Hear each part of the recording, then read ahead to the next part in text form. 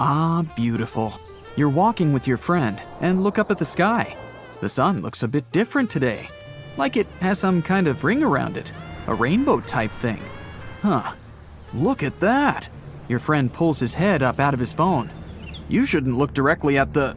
Stop everything, he says. It's a sun halo. We need to find shelter now, unless you have the world's biggest umbrella on you. A sun halo is nature's sign that there's a snow or rainstorm on its way. It's caused by clouds that are made of bazillions of small ice crystals. Sunlight goes through those crystals, which causes the light to split and refract, like when there's a rainbow. Now, don't look at the sun halo directly. It's going to be tempting because it's not something you see every day. Plus, it's really beautiful. But ultraviolet light can burn the exposed tissue of your retina and cause serious damage, so it's not worth it. Grab some sunglasses and you're good to go. This phenomenon lasts around 40 minutes. These clouds are the same ones that can cause a spooky ring around the moon at night sometimes. In June 2020, what the people were looking at was an anvil cloud, a rare storm formation in the sky. Formed when strong air currents carry water vapor upwards, the air expands and spreads out as it hits the bottom of the stratosphere. It pushes the dense cloud into the cool anvil shape you see, and sometimes it even gets to be a mushroom. Anvil clouds produce some of the most dangerous lightning of all storms, one that's called a bolt out of the blue. This lightning strike seems to magically come out of the blue sky, with the storm being many miles away. This type of bolt comes from the top of the anvil and can be 10 times more powerful than a typical lightning strike. People got so frightened after witnessing a giant cloud that they thought something terrible must have happened. The locals had pictures of the large billow on social media before officials could explain what was going on. Authorities managed to calm everyone's fears by informing them it was nothing more than a natural phenomenon, and a beautiful one at that. Before dissipating, these clouds typically stay in one area, regardless of how strong the wind is. If you look off the western coast of France, you'll see the Isle of Ré. Thanks to its beautiful blue waters, clean sandy beaches, and stunning lighthouses, this place is a very popular vacation spot. But perhaps the coolest part about the island of Ré is what you see just beyond the shore: square waves. This strange wave pattern looks like a giant chessboard over the ocean. Many visitors to the island become captivated by these waves and go to high-up places like nearby lighthouses to take pictures of this natural phenomenon. They say that when looking down at these square patterns in the water, it's almost as if there's some sort of metal grid underneath it. And while these wave patterns are truly fascinating, the people who choose to enjoy them from afar are doing it right. They know to stay out of the water. To understand how these square waves come to be, it's important to know how waves occur in the first place. Generally, waves can travel many miles over the surface of the water, depending on local winds and weather. And even on days when the weather seems somewhat calm, storms located elsewhere can send in crashing waves that affect the surrounding calm waters. When waves travel onto the shores of distant lands, they're called swells. This is different from a wave that occurs from local wind. When two different swells coming from opposite directions meet, it's known as a cross sea. This is what generates these square waves you see near the Isle of Ré. While these waves are one of the reasons why people flock to this island, they can still expect to enjoy calm, relaxing waters most of the time. The cross sea only occurs during certain times of the year in specific weather. Plus, it's common knowledge around Ré to steer clear of the ocean when these square waves appear. So it's not often that you hear about anyone getting caught in them, because most people know better. And since a lot of people on the island are tourists, there are plenty of signs around warning them to get out of the water during this time. However, not everyone gets the memo. There have been a handful of cases where people got caught in the cross sea, but thankfully and luckily, they managed to get out safely.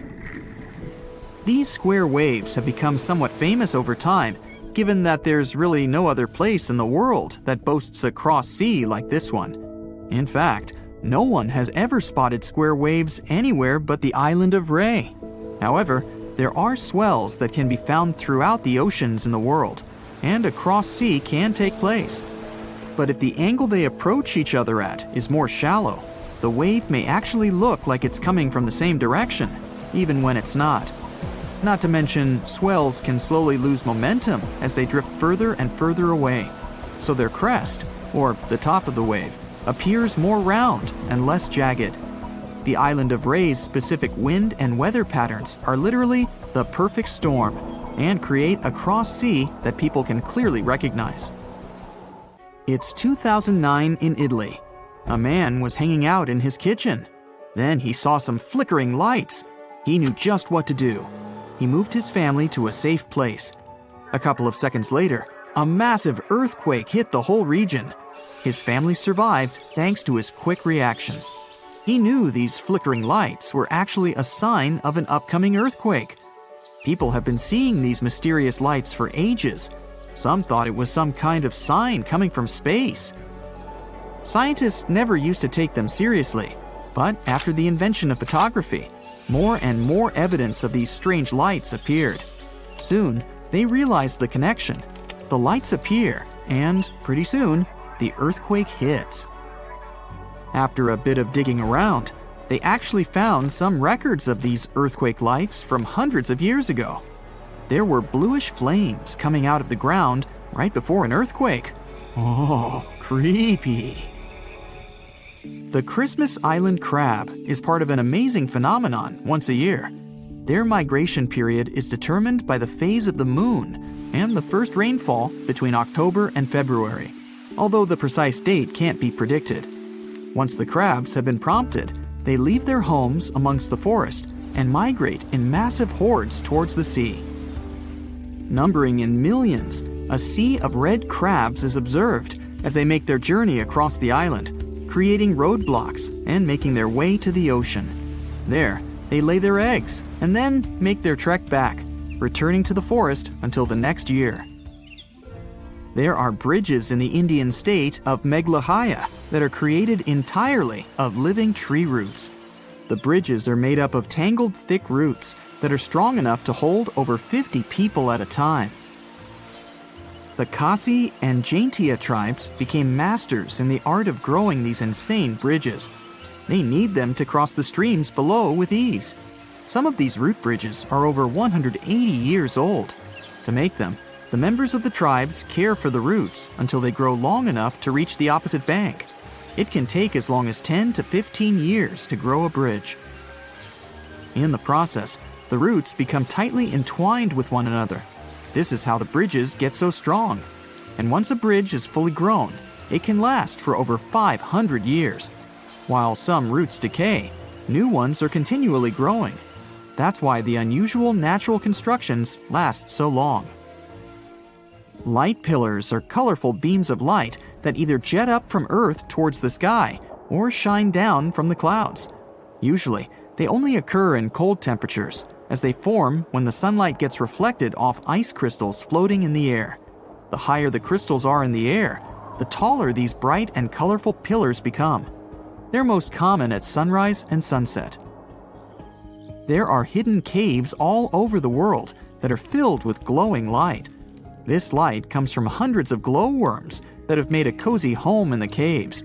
Some of the caves are more than 30 million years old, and most of them can be found in New Zealand and Australia. The worms themselves don't actually glow, but baby worms, called larvae, form silk strings made out of mucus. These strings form nets. It's these nets that can illuminate the entire cave. Their purpose is to attract flies and other tasty insects for the glowworms to munch on. Rainbow trees are 100% a real thing. Hailing from the Philippines and Indonesia, these colorful wonders are called rainbow eucalyptus, or rainbow gum. The rainbow hues are created by the contrast in colors of old and new bark. As the thin surface layers of bark peel away, they reveal newer ones with brighter, more eye-catching colors. The brand new bark is green. Then it changes to purple, then red, and finally brown. This is because the trees contain a substance called chlorophyll. It makes the bark green. As each strip of bark ages, it loses chlorophyll and slowly changes its color. On some nights, when the sky over a powerful thunderstorm is clear, you might see elves, gnomes, trolls, or blue jets. Blue jets sound kinda random here, right? But we're not actually talking about fairy tales. These are all just different types of lightning flashes that are mostly visible very high above raging thunderstorm clouds. Let's take red sprites. Those are flashes of light that appear above thunderstorms that come in clusters. They are rare because they're only caused by a specific type of lightning called positive cloud-to-ground strikes. So a positive charge is transferred from a thundercloud to the ground during a lightning strike. These types of lightning make up only 10% of all lightning strikes. For more than half a century, many believed these flashes were just urban legends. People did see them from time to time, but the flashes were so brief that even if you had been lucky enough to catch them, you wouldn't have had time to call someone to witness this phenomenon with you. Even when respectable scientists or pilots would talk about them, the scientific community would mostly ignore them. In 1989, something strange happened. The researchers from the University of Minnesota actually managed to catch sprites on film, and that's how it started. People across the world began sharing videos and photos of red sprites. Red sprites can start as 328-foot balls made of ionized air. These balls shoot down from heights of about 50 miles at 10% of the speed of light. And researchers have been studying not only the lightning that plunges down from raging clouds, but these colorful flashes that go towards space too. So, electricity stretches up to the electrically charged ionosphere, but at the same time, it crushes down towards the ground. Red sprites come in different shapes, like these big, cool jellyfish sprites that sometimes have areas that measure up to 30 square miles. You may see carrot sprites or column sprites. They're similar, it's just that carrots also have long tendrils. The lower parts of tendrils are often blue, while the higher ones are red. On August 22, 2022, we were able to take some stunning photos of bright streaks in the sky above the Atacama Desert in Chile. They were surrounded by another bigger glow of greenish color. It's something we call air glow, and you can only see it this well when there's no light pollution. It's basically when we use too much artificial light, and among other things, it doesn't allow us to observe stars and other objects we might otherwise see in the sky. And this airglow happens because of atoms of nitrogen and oxygen in our atmosphere. Sunlight knocks away their electrons during daytime. Then, they slowly recombine with their electrons, which is a process that causes them to glow. How can you see a red sprite? First, you need to find a large thunderstorm. They're more common during summer and spring, for example in June. Of course, sprites can appear at any time if there are powerful enough storms with lightning at ground level. The skies need to be clear and very dark, ideally without bright moonlight. And the storm should be around 100 to 200 miles away. That way, clouds won't block the sky and you'll have better visibility. In the perfect scenario, the storm will be moving along a distant horizon, so you'll be able to see everything above the cloud tops. You can track a storm with weather radar. Your eyes need some time to adapt to the darkness around you. Give them some time, about 20 to 30 minutes. Keep your eyes above the clouds and try not to look at the clouds directly. Ignore lightning flashes. A sprite will pop maybe once for every 200 lightning strikes. Don't expect to really capture it on camera, it's not easy. But the view itself will likely be worth the wait. This and similar flashy events are something we call TLEs, which stands for Transient Luminous Events. Blue jets are also worth mentioning. These are dim blue lights that stream up like a very fast puff of smoke above powerful hailstorms. They're also very rare, and in most cases, you'll only be able to see them from an airplane. And now we get to those fairy tale creatures. Elves, when we talk about lightning flashes, are brief discs of dim light you can see about 60 miles high in the atmosphere. It's just an abbreviation. Their full name is emissions of light and very low frequency perturbations due to electromagnetic pulse sources. Yeah, I suggest we stick to elves. Moving to trolls. Those are red spots that pop close to cloud tops after the flash of a very powerful red sprite. Gnomes are the smallest and fastest flashes. We're talking about tiny white spikes of light that flash from the top of a big anvil of thunderclouds. The anvil is that elongated cloud you see at the top of a raging storm. It spreads downwind together with upper-level winds, and gnomes last for only a microsecond. And check this out. Ball lightning is in the shape of fiery orbs that can be as big as a golf ball or can grow up to a very large beach ball.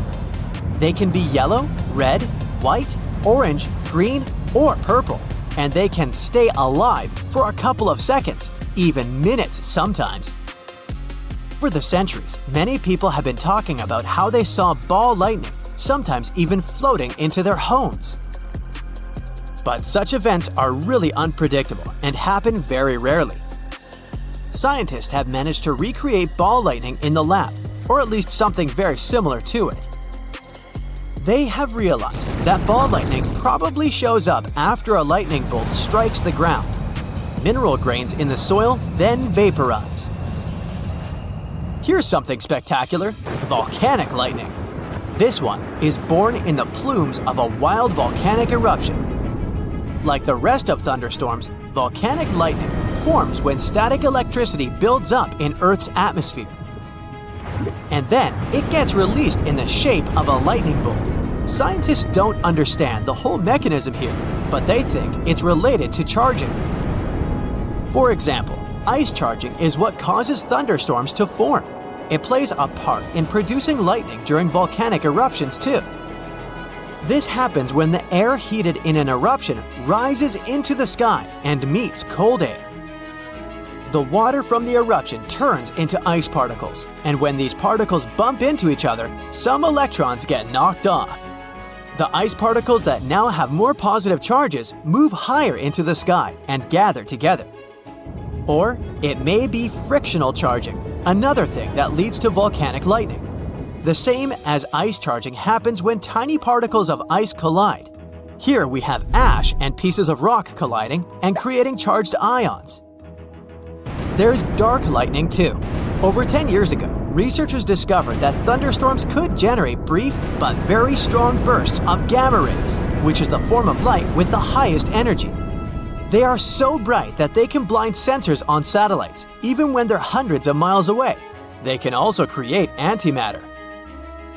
Antimatter is a type of matter made of particles with opposite charges compared to the particles in normal matter. Imagine having two boxes full of blocks. Some blocks are red and some are blue. When these pairs touch each other, they disappear or annihilate and turn into energy. That's what happens when particles of matter and antimatter meet. And these flashes could be the result of dark lightning because it gives off light that's not really visible. Regular lightning involves slow electrons. In dark lightning, electrons are high energy. They crash into air molecules and, by doing that, produce gamma rays. Not many survival stories can rival the miracle that happened to Marine Lieutenant Colonel William Henry Rankin in 1959. See for yourself. One bad day, this man nearly drowned, falling from the sky. Are you saying that it sounds too paradoxical to be true? Then take a seat. I'll tell you a story. It was July 26, 1959, when Rankin was piloting his F-8 Crusader, a single-engine supersonic aircraft, along the North Carolina coast. It was a high-altitude flight, and Rankin, together with his wingman, Navy Lieutenant Herbert Nolan, were flying at the height of more than 47,000 feet. Their jets, nicknamed Candy Stripers because of their unusual orange and silver-gray coloring, were moving through the air smoothly and lightning fast. The only thing that could cause some trouble was a storm that was raging far beneath the plains. But now, it didn't present any threat. However, the pilots were supposed to pass through this storm on their way to the Marine Air Base in Beaufort, South Carolina. Things took a turn for the worse when the aircraft was approximately 9 miles and mere minutes away from the military base. Suddenly, Rankin's engine quit, and the fire warning light switched on. Unable to restart the engine that had lost all power, the man knew he didn't have many options. That's why, desperately trying to keep his plane from gaining speed and going into a complete nosedive, Rankin radioed his partner. Engine failure? I have to eject. It was a terrifying decision since the altitude was too extreme and the Marine didn't have a pressure suit. The only thing that could help him survive was an oxygen mask with a limited oxygen supply. In any case, the pilot didn't have a choice. Without hesitation, he pulled the overhead handle that triggered the ejection, and in no time, he was in the air, and his plane disappeared in the clouds below. Now Rankin was in a free fall at a height of 40,000 feet, with a temperature of minus 65 degrees F. Usually, sports skydivers make their jumps from a height of 3,500 to 10,000 feet. Only highly experienced experts jump from altitudes higher than 15,000 feet. Even then, it can lead to serious complications if they don't have all the necessary equipment, including a pressure suit, which, as you remember, Rankin didn't have. That means that when the man found himself in the air at such an unprecedented height, he experienced severe decompression. It felt as if his stomach had increased to twice its size, and his nose seemed like it was about to explode. His eyes, ears, and mouth started to bleed. For several blood-curdling moments, the Marine was sure that the decompression would finish him right away. Little did he know, he had a much more severe trial ahead. Rankin continued falling, and all he could feel besides all-encompassing fear was the shocking cold. His wrists and ankles were burning as if someone had put ice directly on his skin. He'd lost one of his gloves while leaving the plane, and his left hand felt completely numb, and to make matters even worse, he was still in free fall. Of course, the pilot had a parachute, but it was supposed to deploy automatically at an altitude of 10,000 feet, and even if Rankin had decided to open it, he simply wouldn't have been able to do this. That's why, in a matter of seconds and at a dizzying speed, the man hit the very storm he'd been piloting his plane over just minutes before. And that's when another calamity happened. Rankin had been falling through the black clouds with almost no visibility for about 5 minutes, surrounded by lightning, rain, hail, and violent winds, when something went wrong with the barometer that was supposed to deploy his parachute automatically. Fooled by the violent weather raging around the Marine, it triggered prematurely, and the man got stuck in the very middle of a thunderstorm. But it wasn't just any old thunderstorm. Nope. The unlucky 39-year-old fighter pilot plunged straight into a cumulonimbus cloud. These clouds, which often look like huge puffy mushrooms, are incredibly dense and tend to appear in areas where the atmosphere is extremely unstable. Also, such clouds are vertical, and the peaks of the most monstrous ones can reach the height of 70,000 feet. The taller the cumulonimbus cloud is, the more unstable and violent it is inside. That was the circumstance Rankin ended up in after his parachute opened too early. Conversely, even if his parachute had deployed at the supposed altitude of 10,000 feet, the man would still have been sucked back up into the cloud with the updraft. In any case, the pilot didn't have time to dwell on this. His body was tossed about as if he was nothing more than a rag doll. He would hit the fabric of his parachute, fall back down, and repeat this cycle again. The tossing was so bad that even the experienced fighter pilot felt seasick. Lightning snapped and crackled around Rankin, and even though he didn't hear the thunder per se, he could feel it vibrating through his body. The hailstones were so big that at some moments Rankin worried they would tear his parachute. The worst happened when the pilot was falling through the rain. For several terrifying moments, the man was sure that he would drown. He was trying to take a breath, but only breathed in mouthfuls of water. If he'd stayed in that region of the storm for any longer, drowning while falling through the air would have become a frighteningly real outcome. He tried to hold his breath, but it was a very dangerous thing to do while falling at breakneck speed. Meanwhile, Rankin was also blown up and down, sometimes as much as 5,000 feet at a time. It seemed to him like he'd been falling for ages, with blasts of compressed air hitting him the whole time. Fortunately, not only good things, but bad ones too, tend to come to an end. When Rankin finally reached the bottom of the cumulonimbus tower, he'd been inside for more than 40 agonizing minutes. The pilot was shocked to discover that he was relatively unscathed. The lightning hadn't grazed him, his parachute was in one piece, and he hadn't drowned in the rainwater. The only thing he had to worry about now was a safe landing. At first, Rankin was going down toward a clearing, but his bad luck continued, because at the last moment, a powerful gust of wind threw him into a tree. The parachute got tangled in the branches, and the pilot hit his head on the trunk. Luckily, he was still wearing his helmet and didn't lose consciousness.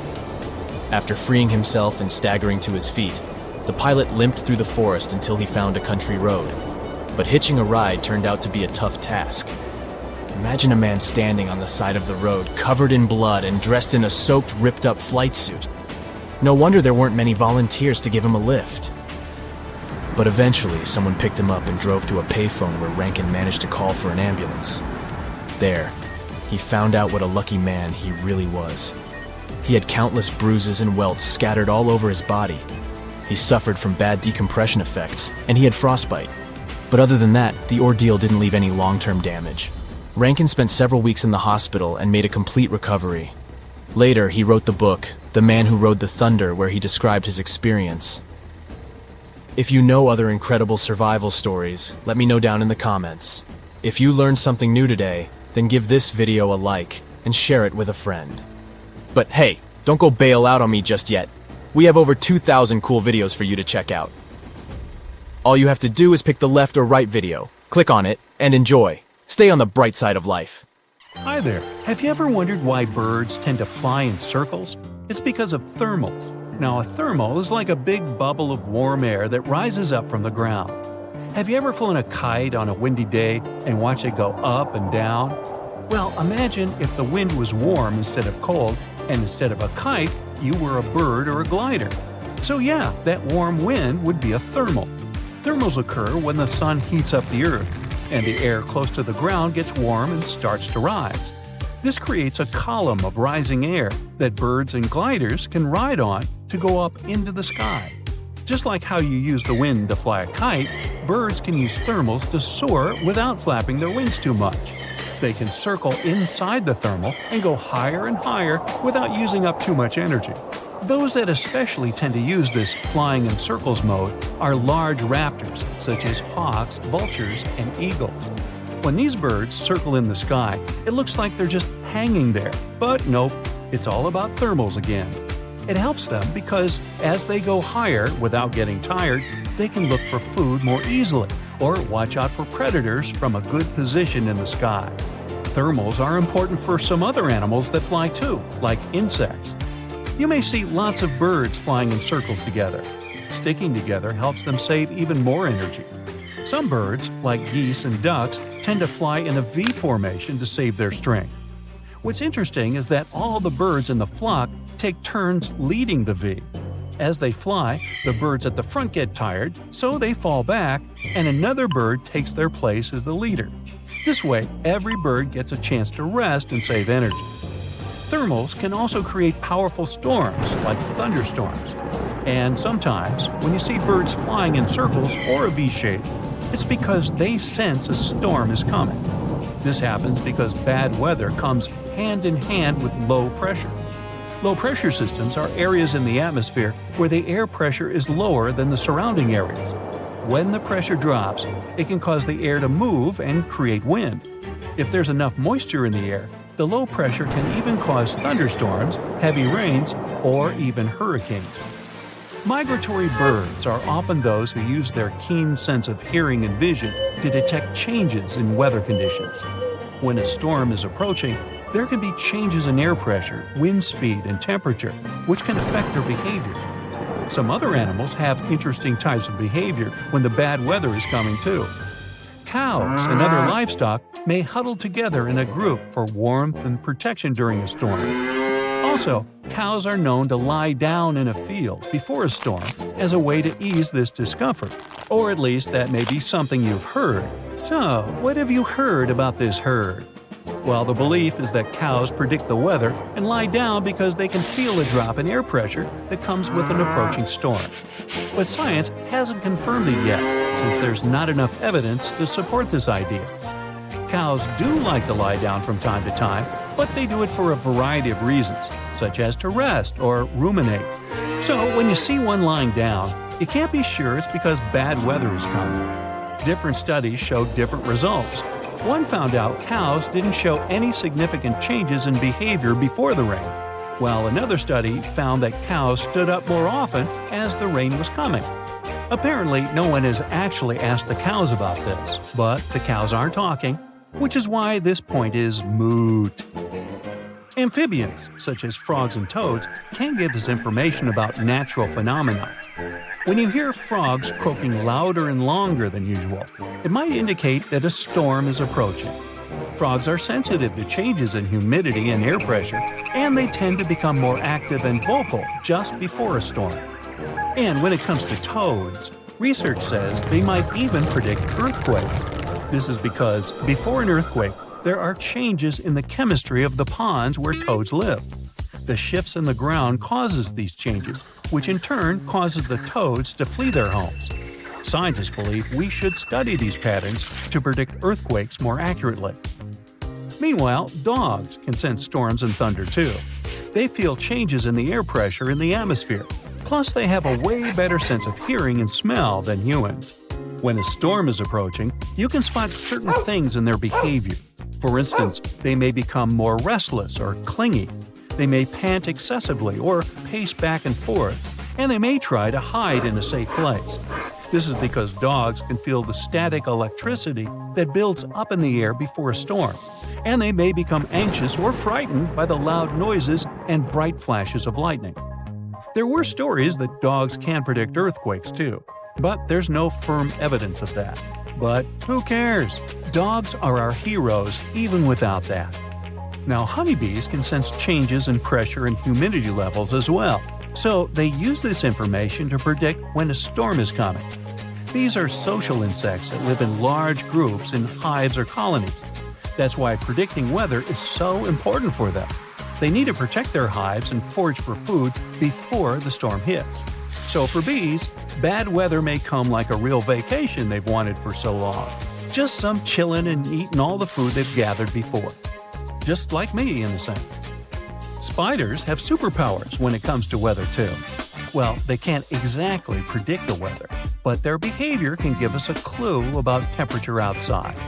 When it's going to get colder, spiders might seek shelter indoors.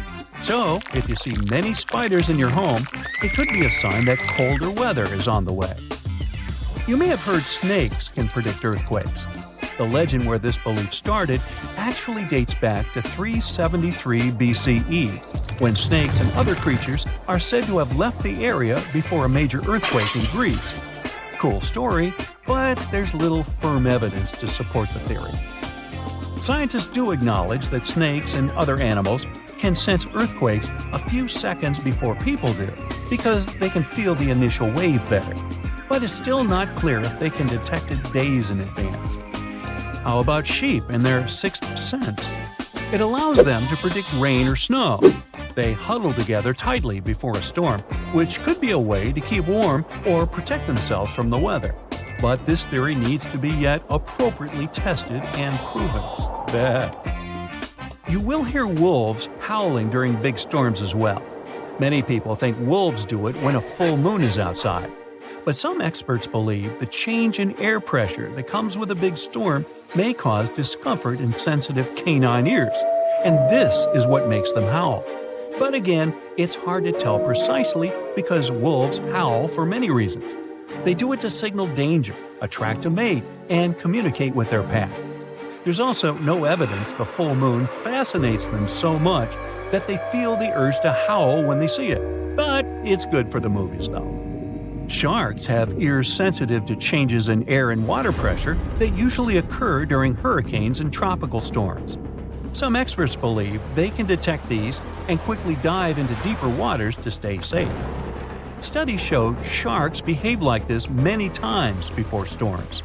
Again, no one's sure 100% about this, But like many other animals, they do have a special ability to detect changes in their environment and use it to survive and thrive over time.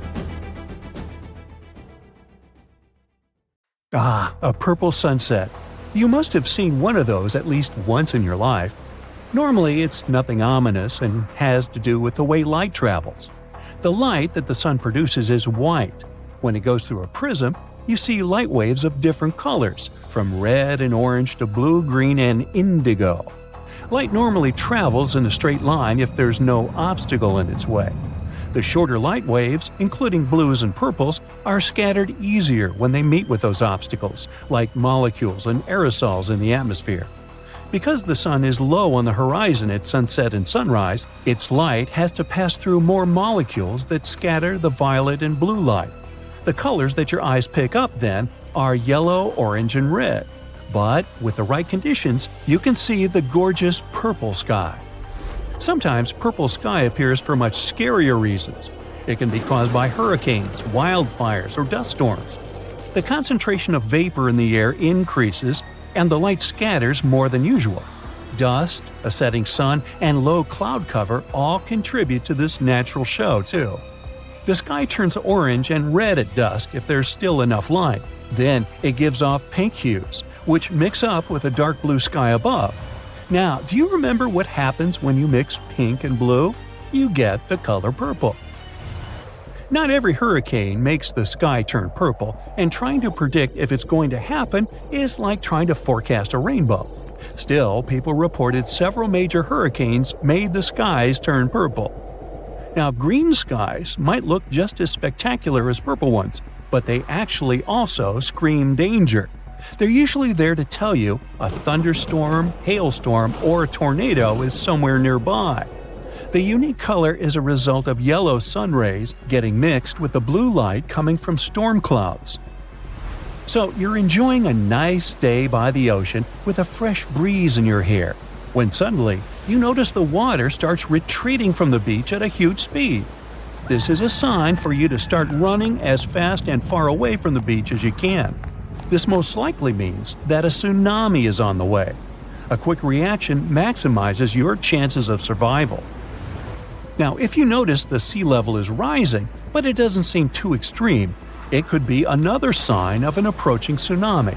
It happens in 40% of cases, and the incoming water is the first tsunami wave. The next one, way larger and more dangerous, usually follows in about 10 minutes.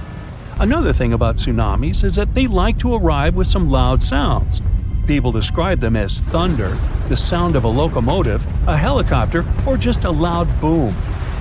Do you see a channel of choppy water on the beach? It's in your best interest to stay away from the water. There might be a rip current under the surface that can be extremely dangerous. Sometimes waves hit the shore in a weird way, which forms these rip currents. You might see a strange break in the waves, or an area with a different color than the rest of the water.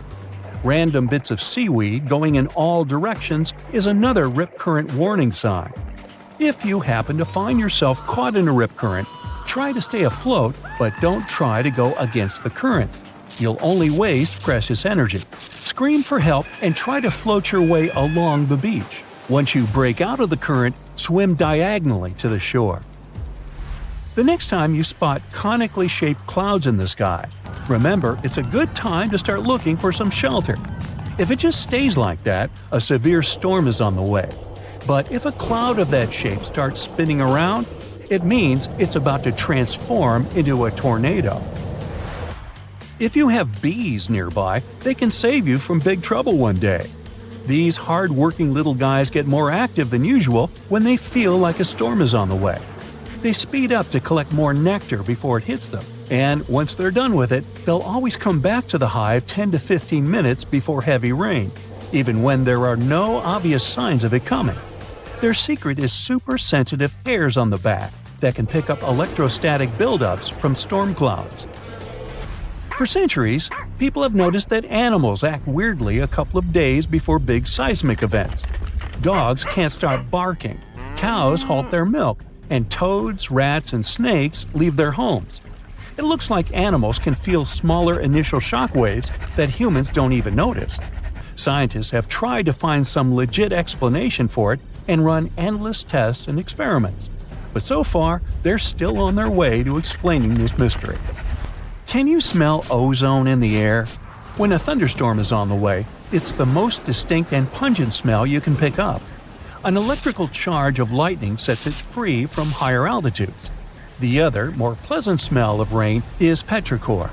Rainwater wakes up molecules on plants, trees, concrete, and asphalt. Their aroma spreads all over the place. You can even feel that smell in your own mouth. All those positive ions in the air that a lightning bolt sets free gets mixed with ozone and your saliva, and that's how you get that bitter metallic taste. When lightning is about to strike, you might hear bizarre crackling, buzzing, or vibrating sounds coming from metal objects nearby. Your palms may begin to sweat, and then you can feel your hair stand on end. That's a clear call for action, and that action is to run for your life. Positive charges are going through your body trying to reach toward the negatively charged part of the storm. Trust me, you don't want these charges to meet. If you see no shelter that you can reach fast, try to make yourself smaller than the objects around you. Drop down your umbrella and stay away from wire fences, metal pipes, rails, and other metallic objects. And don't lie flat on the ground, it's likely wet, which means it's a great conductor of electricity. If you suddenly notice crevices in the asphalt next to your house, it could be a sinkhole warning sign. Inspect your house on the inside. Does that door begin to jam? Or maybe there's a gap where the walls meet the ceiling. Uneven kitchen cabinets and drawers, slanted floors, stairs that begin to slope, water leaking after every rain, and displaced moldings are all signs that a sinkhole is about to open. To find out if it's definitely a sinkhole and how dangerous it is, you gotta consult with an engineering company. If you find a sinkhole that's already there, you gotta stay away from the sinkhole area. Fence or rope it off to make it less dangerous for others. You'll need professional help to fix it. Some volcanoes scream when they're about to erupt. Small earthquakes, which often happen before, produce a hum. It's mostly non-audible to human ears, but sometimes it reaches a frequency that lets you hear it as a strange rumbling or hissing sound coming from the ground. This noise is known as a harmonic tremor. With some volcanoes, it's the sound of magma bubbles vibrating when they're going through crevices in the crust of the earth. But it's not always like this.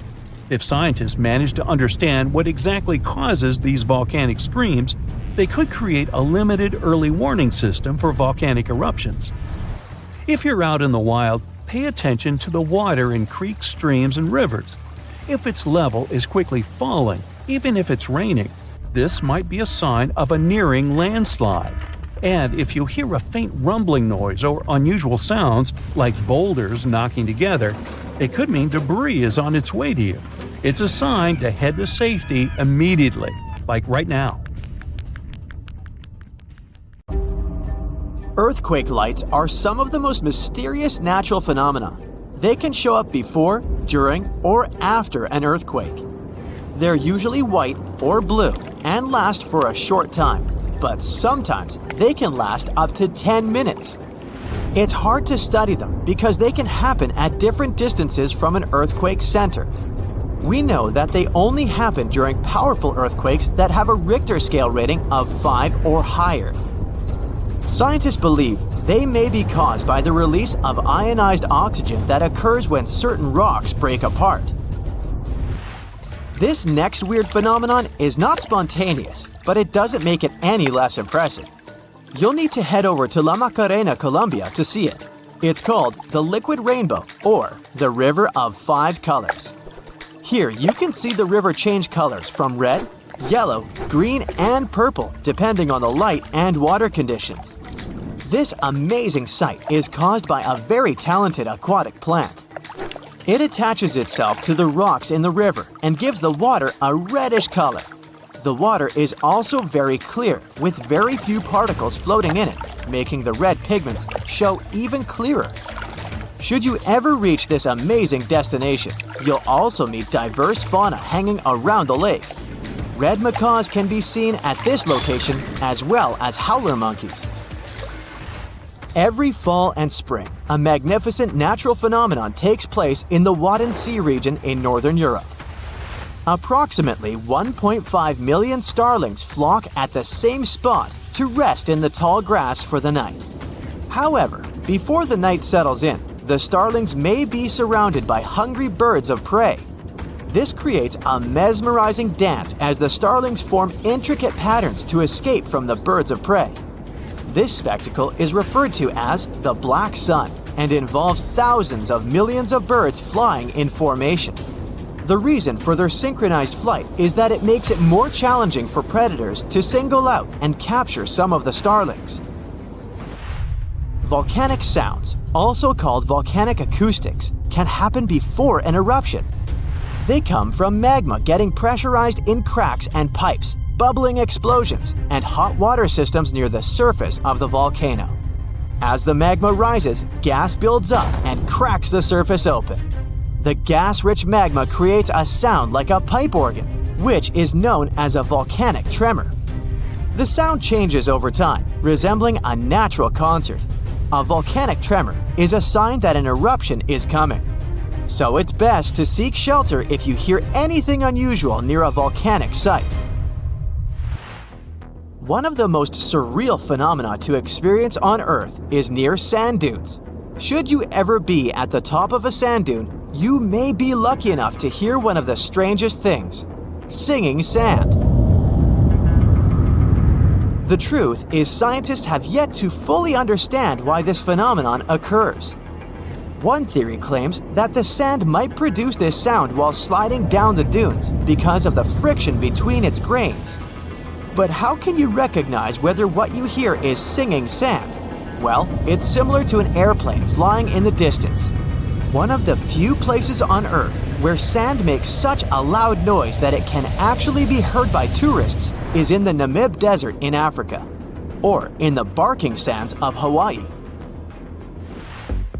To see a rare golden waterfall, you'll have to drive to Yosemite National Park, more precisely, to the Horsetail Falls.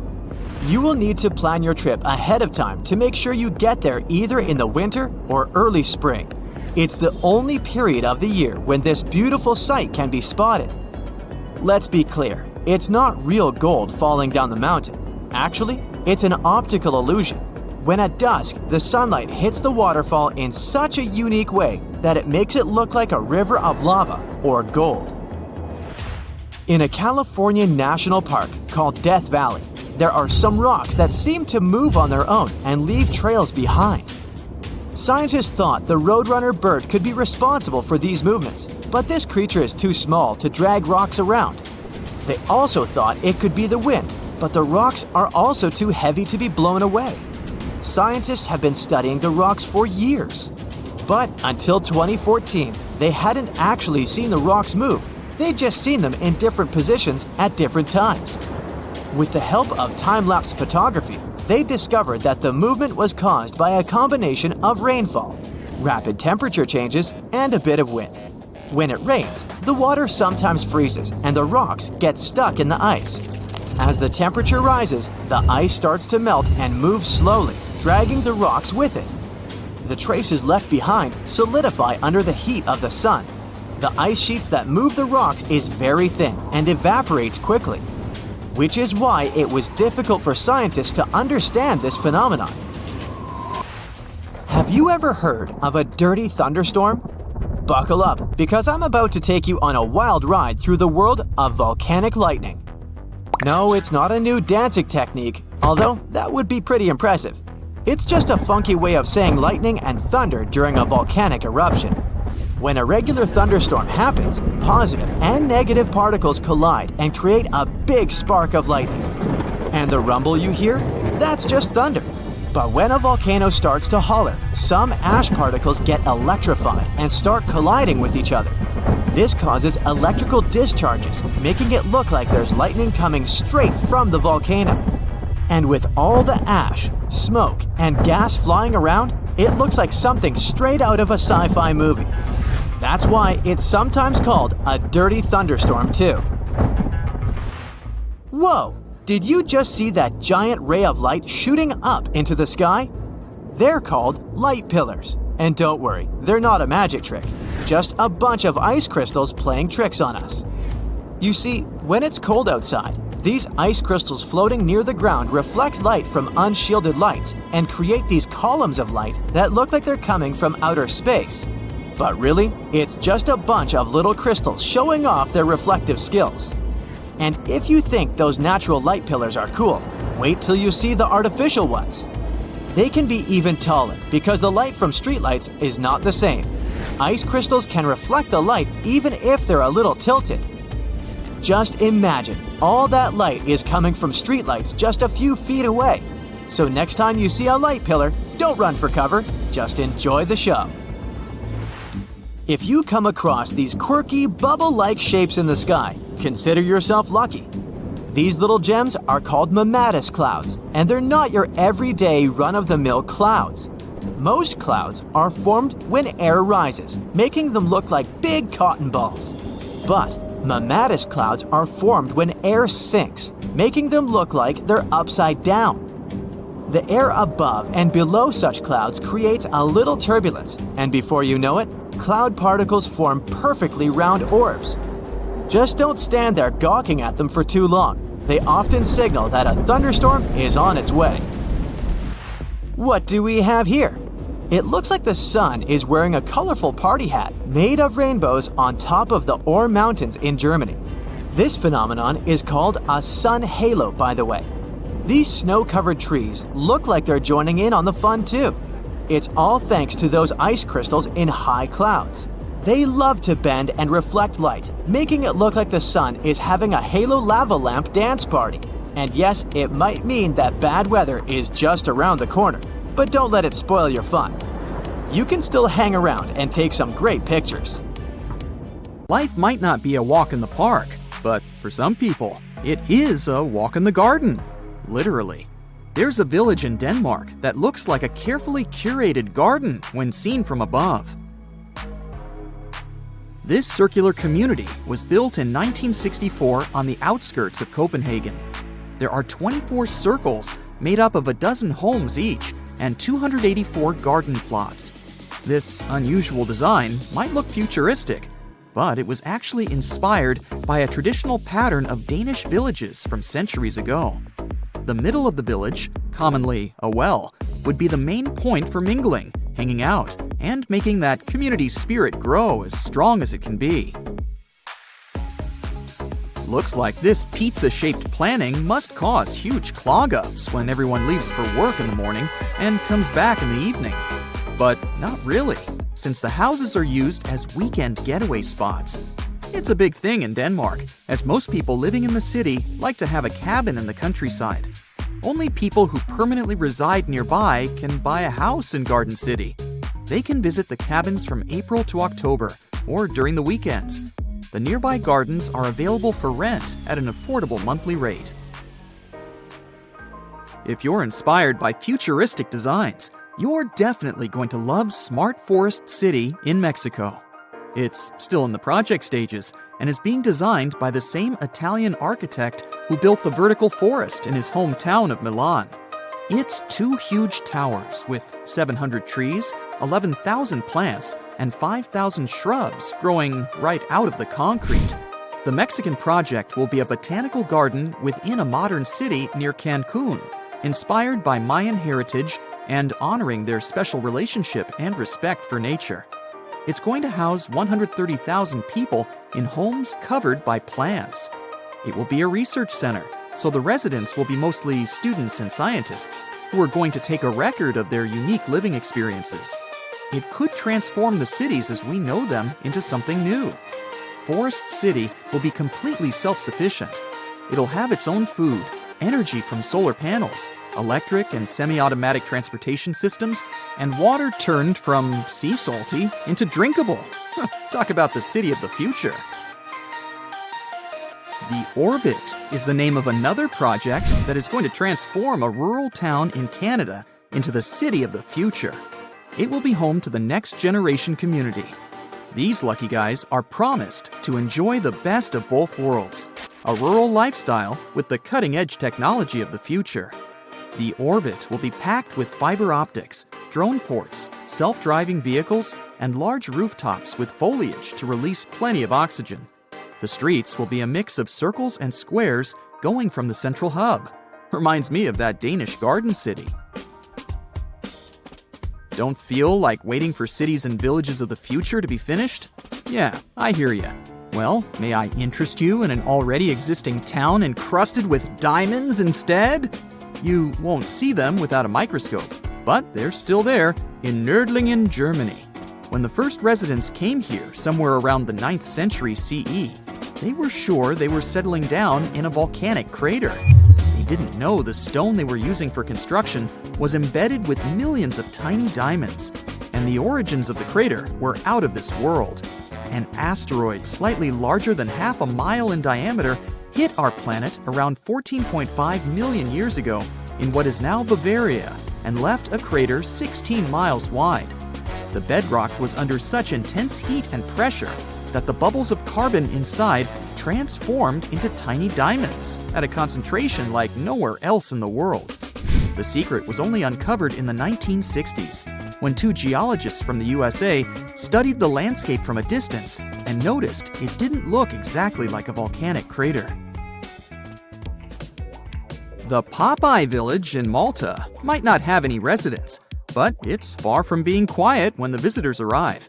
The whole village was once a movie set for the 1980 comic strip screen version of the story of Popeye. Yeah, that sailor who loved spinach a lot. It was the first lead role for Robin Williams, by the way. To build the movie set, they brought tree trunk logs from the Netherlands and some wooden shingles from Canada and built over 20 realistically looking constructions. There's a nautical school, a bakery, a post office, the mayor's office, and Popeye Comic Museum. The movie became a huge hit, and the locals decided not to part with it. Instead of disassembling it, they turned the set into a theme park. You can have some family fun here, and the color of the water in the bay is out of this world. If you feel like saving some money for your new home, you might consider investing in real estate in the Spanish town of Centennial de las Bodegas. You won't need to pay for building some of the walls and the ceilings. 3,000 locals live under and directly into the sides of Cadiz Mountains. The place has a history of at least 2,000 years. The cliffs have protected many generations living here from unwanted guests. Plus, the rocks keep the houses cool in the summer and warm in the winter. That's right, you can also save on air conditioning. The sense of community is strong as ever in our next destination. Santa Cruz del Isolte in Colombia is one of the world's most crowded islands, with around 900 to 1,200 residents living in the territory about the size of 2 soccer fields. Fishermen built this island on a coral platform over a century ago.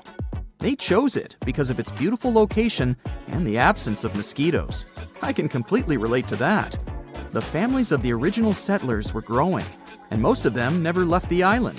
All the residents are natives, and they all have one of 6 different last names. When the family needs extra space, they just add an extra floor to one of around 100 homes in town. Now it has a school, shops, a church, and 1 restaurant. There is no traffic since the streets aren't wide enough for cars or trucks, and the distances are perfectly walkable. And there's no need to lock the doors when you leave. Everyone knows each other, so the crime rate equals 0. Ever wondered what it's like to live inside a beehive? Well, you can experience something close, at least in terms of shape, if you stay in the Italian town of Alberobello. These houses, called trulli, have their history. In the 17th century, the King of Naples sent tax collectors to the area. The local lord had a smart idea to build a settlement of houses that could be easily assembled and disassembled to avoid paying the settlement tax. Even when the town became free from their overseer, they kept the original style of their houses with dry stone walls and conical roofs.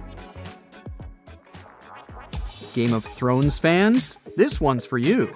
You can find the real-life village that served as the backdrop for the Yellow City in your favorite saga in Morocco. And it's much more than just a movie set.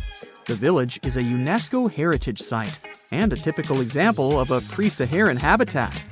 Earthen buildings are safely protected by high walls. Some of the houses look pretty modest. Others are more like urban castles. The village used to be one of the key stops on the ancient Sahara trade route. Traders would take a nice break from traveling here on their way to Timbuktu, or the Western Sahara. It looks like it's thousands of years old, but in reality, the oldest constructions here were built no earlier than the 17th century. But even that is pretty impressive. The builders of the earthen village have adapted it perfectly to climatic conditions. The larger houses are regularly maintained, and the materials used are still the same: earth and wood.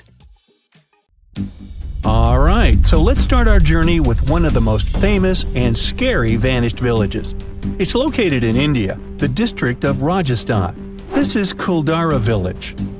Unlike other abandoned places, this one is difficult to get to because the locals won't want to take you there. People are afraid of this place and try to avoid it. You can't get a taxi and drop off near this spot. The driver will tell you where to go. You won't find any traces of civilization nearby. The village is located in a hot desert area, but when you get close to it, you'll feel an unpleasant chill down your back. You won't find any vegetation because of the heat. There are only ruins of buildings and sand-covered roads. It seems as if you're walking through the excavations of an ancient city. But Kuldara is not so old. It only vanished in 1825. Before this time, the village had been thriving. It was almost a town consisting of many small settlements united into communities. Residents were busy with agriculture there. Plus, they went mining and extracted valuable gypsum rocks and minerals.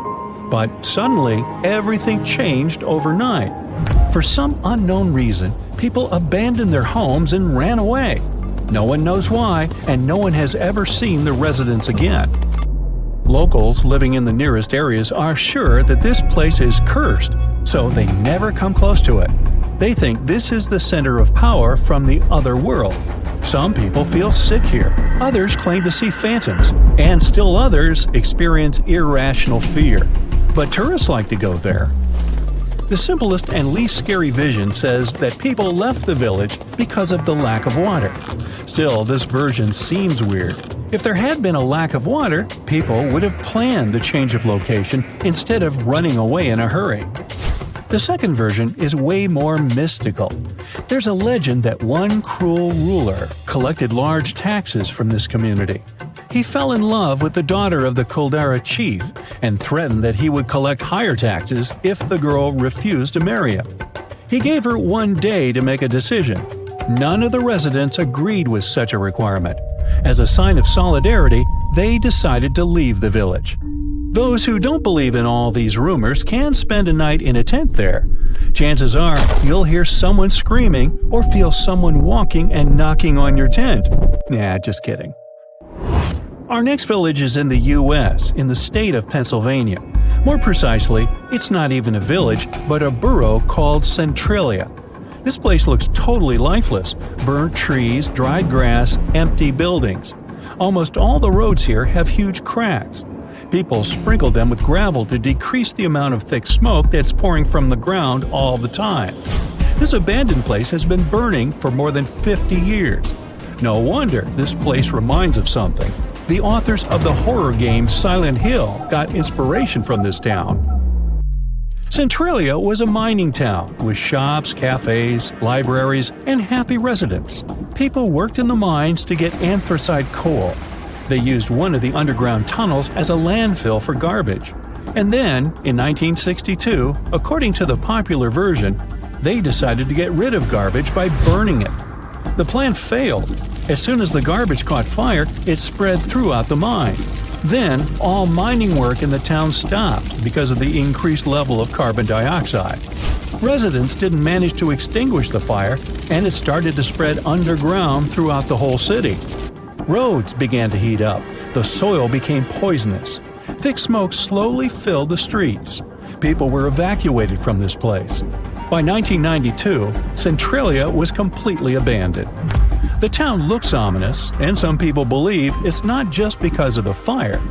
They believe not all people managed to evacuate, and their phantoms are still walking through the burning streets, waiting for someone to finally put an end to this eternal fire. Just imagine a prosperous, beautiful village where people do agriculture on fertile land and bake delicious bread. And then, bang! Everything disappears. There were only traces on the ground and a couple of bricks left from beautiful stone houses, mills, and chapels. Huge fertile fields became abandoned, and no one knows why. Well, welcome to the English village of Gainsthorpe in Lincolnshire, or rather what's left of it.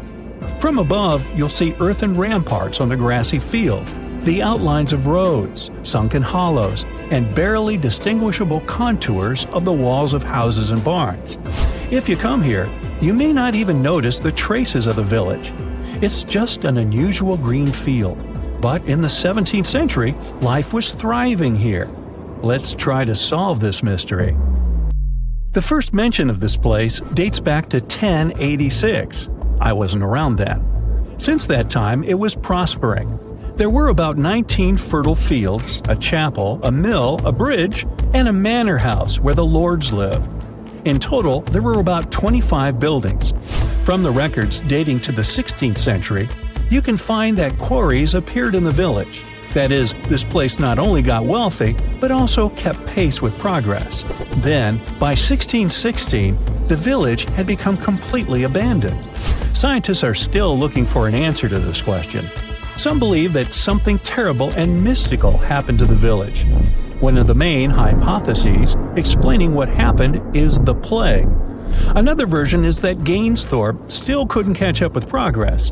In the 17th century, there was a transition from rural to urban life. Industrialization had begun. Many young people left their native villages to search for a better life. Some believe that groups of robbers and thieves settled in the village. They turned Gainsthorpe into their base and eventually plundered it all. The exact reason is still unknown, but the good news is that, theoretically, the village can be returned. Specialists can reconstruct the ruins and recreate agriculture. The hardest part, though, is to find funding. A similar fate befell the small village of Achill Island in Ireland. About 40 simple houses made of clay and straw were located along the valley washed by Keem Bay. And it was just a fantastic place to live. Coast, mountains, crystal clear water, and rich soil. The village was founded in 1838. Now, there are several mounds of ground and small pieces of walls left of it. Locals living in neighboring settlements don't remember this village. Or maybe they know something, but don't want to say anything to anybody. Only travel writers described it in their diaries as a place of serene beauty.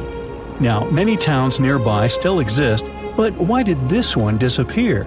An inexplicable phenomenon that sweeps entire villages off the face of the earth? An unknown, mystical, scary force?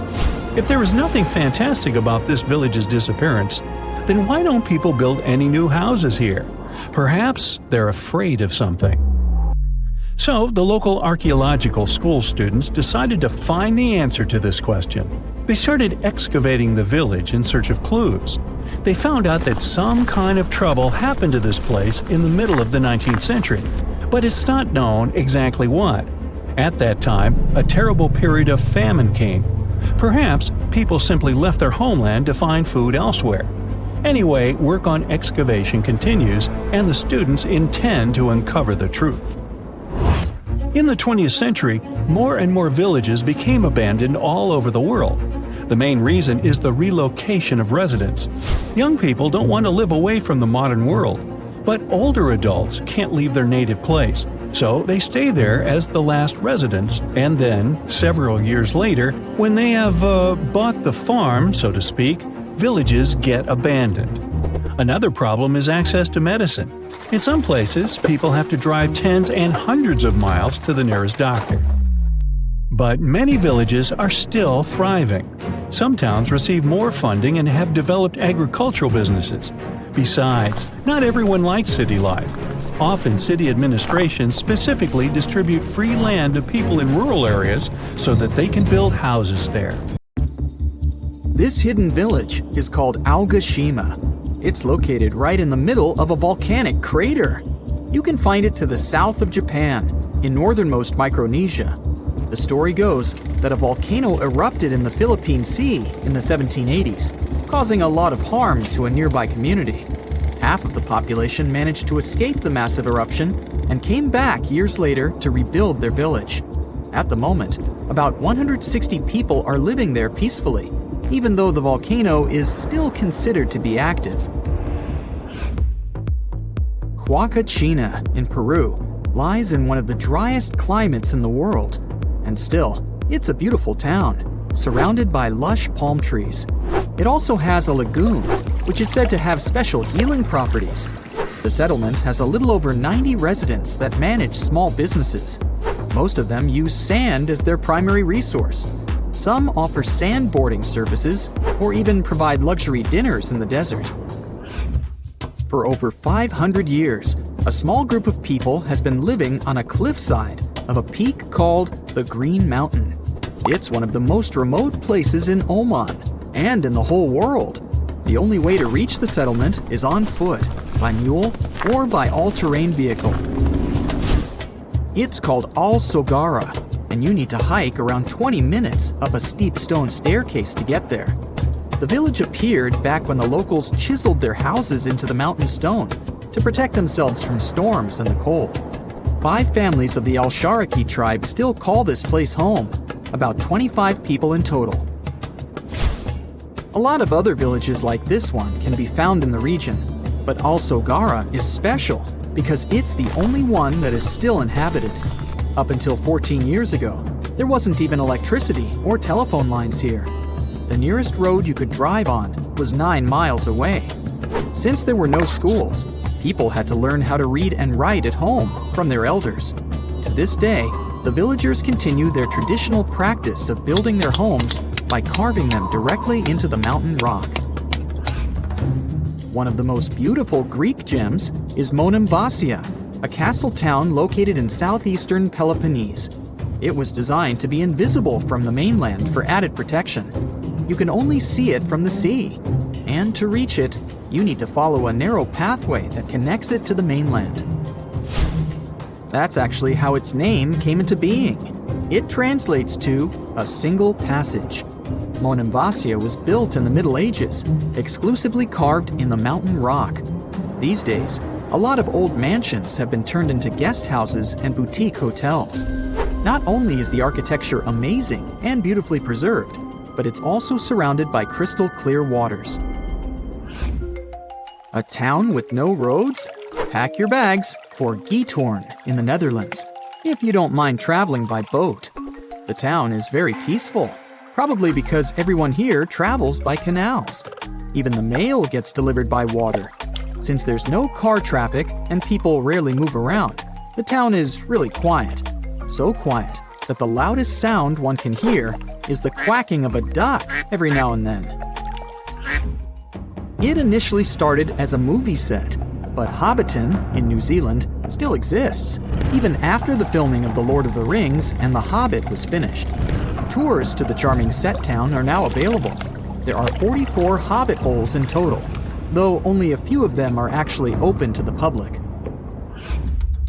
The isolated cliffside village of Gasadalar in the Faroe Islands has a population of only 11 people. It's mostly known for its scenic waterfall, which falls directly into the Atlantic Ocean. You could only reach it on foot, hiking through the mountains not so long ago. However, a tunnel has been constructed recently, making the place easily accessible by car. The 1980s musical Popeye had a custom set built on Malta. It wasn't taken down after the filming had been finished, and Popeye Village is now home to groups of beautifully colored wooden buildings and a company of actors. There's a lot of fun stuff to do there, like watch theater shows, go on boat rides, visit museums, or simply explore the creative village. The oldest and most photographed village in Austria is called Hallstatt. It's a hidden European gem with beautifully preserved old buildings and a subterranean salt lake. It's also home to a museum with artifacts as old as 7,000 years and the world's oldest salt mine. Fort Bortange in the Netherlands is a small establishment shaped like a star. Creative parts aside, it was built this way for defensive purposes. It gave the guards of the fort a strategic advantage because they had a perfect 360-degree view. These days, the construction is perfectly preserved, including its old buildings, cobblestone streets, wooden windmills, and sophisticated bridges. In Morocco, there's a traditional earthen village made entirely from clay bricks. You can find it in a valley close to the Atlas Mountains, 32 miles from the capital of Morocco. Merchants who followed the trans-Saharan trade route went through this town, carrying spices and gold. As the trade route became less and less popular, many of these fortresses were abandoned and are now preserved relics. It's one of the best places for skiing in the world, but it's still hidden from the public. No wonder the locals call it the secret side of the valley. Located in Austria, the tiny village of Warth has only a couple hundred inhabitants. Not only is it the snowiest village on Earth, but it also has access to one of the biggest ski slopes in the world. Its popularity increased a bit in 2013 when the construction of a high-speed road was completed nearby. Birano in Italy is one of the most colorful islands in the world. Because of its vibrant colors, it almost looks tropical. It features emerald green waters, beautiful houses, and a 17th century bell tower. Its lace-making tradition brought Leonardo da Vinci to the island back in the 1400s. He bought a piece of cloth there and later used it for the design of the famous Dome of Milan. If you have a UK passport, you must be familiar with the beautiful small town of Bibury, as its scenery is featured in your ID. It's surely one of the most charming towns in Europe, as it's made up of stone buildings standing on the River Colne. The image in the UK passports is that of Arlington Row, a line of weavers' cottages that date back to the 14th century. The town of Coober Pedy in Australia is partially underground. It all began back in 1915, when opal deposits were found in the area. To this day, the town is still the biggest opal mine in the world. People living there figured out that it would be more comfortable for them to stick to the underground, as the temperatures outside can reach 125 degrees Fahrenheit. So, the settlement now has underground stores and galleries. Coober Pedy is also home to the world's first 4-star underground hotel. To visit the most remote location in the whole world, you'll need to prepare yourself for quite a journey. If you're traveling from the United States, for example, the easiest route is a 15-hour-long flight to Cape Town, South Africa, followed by a 6-day boat ride. Only after that will you reach Tristan da Cunha. Or you can take a month-long cruise across the South Atlantic Ocean, whatever works better for you. Planning in advance is a must, since there are only 9 boat trips to the island yearly. The island itself is just 7 miles long. Sitting right in the middle of the South Atlantic Ocean, it covers a mere 37.8 square miles. The 300 residents are all farmers. They have the internet, but it's really slow. As for a phone network or a local newspaper, neither is available. The inhabitants of the island speak a dialect of English that is used by the smallest number of people in the world. There's a heavy snowstorm. The cold penetrates his bones. His legs are almost knee-deep in snow. Experienced hunter Joe LaBelle makes his way through the forest, covering his face from the headwind. Any other person would have already fallen and screamed in despair, but not Joe LaBelle. He can survive in any circumstances and always knows what to do. Right now, he's heading to one of the villages in the far north of Canada. This small settlement is located on Lake Anjikuni. The inhabitants of this village are Inuit, indigenous people of North America. Joe hasn't eaten or drunk for a long time. He needs a good sleep and a hot meal, which he hopes to get from the hospitable Inuits. Through trees and a white haze, he notices the silhouettes of tents. Smoke is coming from some houses. Joe will probably get there in time for lunch. He reaches the village, and at this moment, the wind calms down. The blizzard has ended. The hunter speeds up and goes toward the village, located along the frozen lake. It's strange, but there are no locals anywhere. Probably everyone is just sitting in their houses, waiting out the blizzard.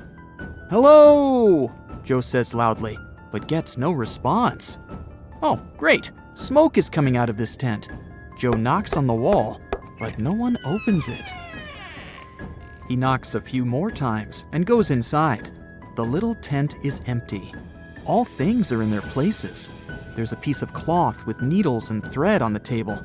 Firewood is smoldering in the fireplace. It seems that people have just left this place. Joe goes into the next tent and sees the same picture. All things are in their places, but there are no people. Joe walks past the tents and sees a pit where a bonfire once burned. There's a rope above it, with the meat that the Inuit were cooking hanging on it. For some reason, they didn't eat it. Lake Anjakuni is part of a chain of waterways. Here, the Inuits fished and traded various goods. Usually, there are many people here, but now something has forced them to leave their homes. Why did they leave their things behind? And where did they go? There are no tracks around the village. All the sleds are in place. The Inuits have even left their dogs here, and dogs help them to hunt and ride sleighs. No one will leave warm clothes and dogs here when moving away, especially in severe weather. Joe LaBelle knows all this, so he concludes that something terrible has happened here. His body is shaking, not from the cold, but from fear. After going around the entire settlement, he finds not a single soul. Terrified, he leaves the village, heads for the nearest telegraph pole, and sends a message to the police. After a while, more and more people arrive. The police are trying to find traces of missing people and figure out what has happened, but there's nothing. Near the village, they find an empty grave.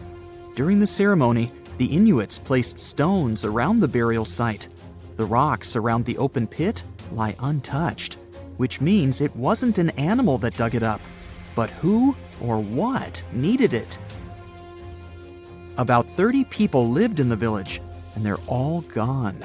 Local residents from neighboring villages can't help, since they have no idea what has happened. The only thing that the police have noticed is unusual blue lights. In this area, the northern lights are a common phenomenon. People living here regularly see a glow in the starry sky, but the police have seen something else, pulsing blue lights. Also, other hunters have witnessed something similar. They say that some strange things were flying in the sky. This all happened in 1930. It's been almost 90 years since the disappearance of the village, and people have created a bunch of theories. The most popular of them is an attack of an extraterrestrial civilization. According to this theory, the blue lights in the sky that the locals and the police saw were spaceships. Some believe that one ominous night, these ships flew to the settlement and took away all the people.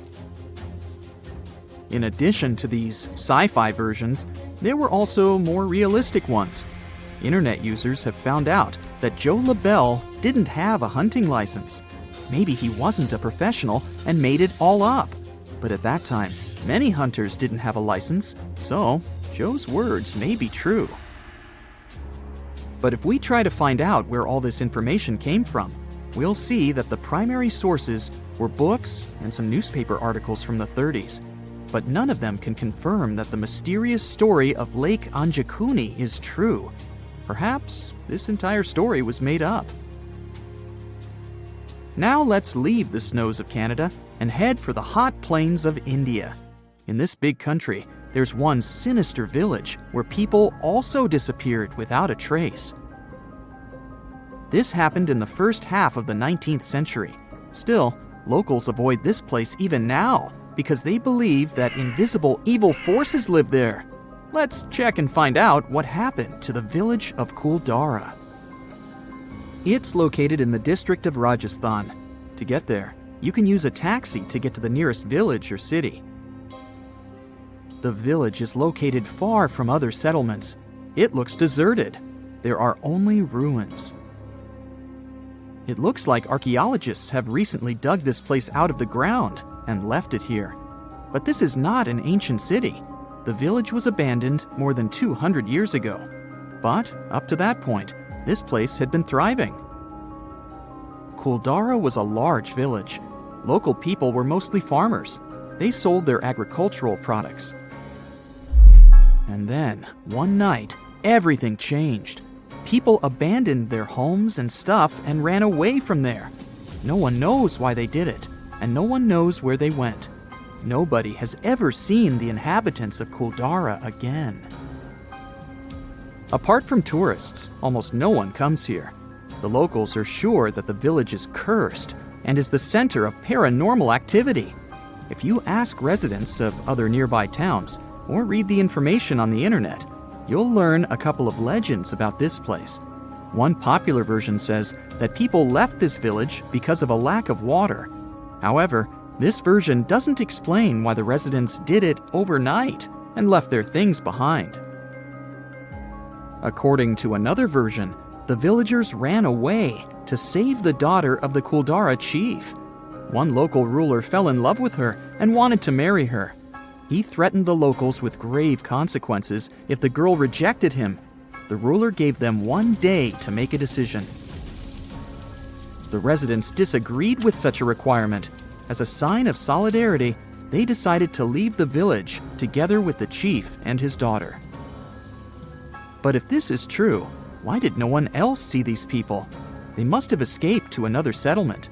In addition, they needed their things on the way there. The stories of Kuldara and Lake Anjakuni have one thing in common.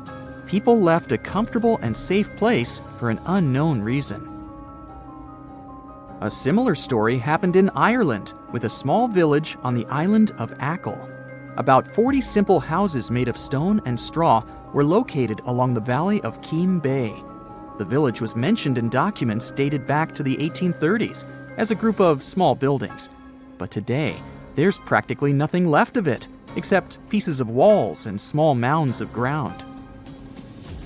People from other settlements don't remember this village, but we know about it thanks to the records of travel writers. They describe the incredible beauty of this place and the village in their diaries. Students of the local archaeological school tried to find the answers.